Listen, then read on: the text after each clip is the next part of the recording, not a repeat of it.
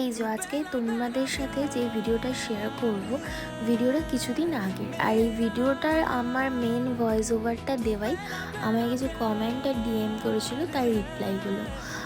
তার রিজনটা হলো এই মেকআপটা নাকি আমার খুব লাউড লাগছিলো। আদৌ এখানে কোনো ফাউন্ডেশন বা তোমার কোনো কনসিলার কিছুই আমি অ্যাপ্লাই করিনি, জাস্ট একটা পাউডার দিয়েছিলাম আর ব্লাশ আর একটা আইশ্যাডো, তাও আবার স্কিন টোনের সাথে যাতে ম্যাচ করে, এই কটা জিনিস। আর তার সাথে লিপস্টিক ছিল।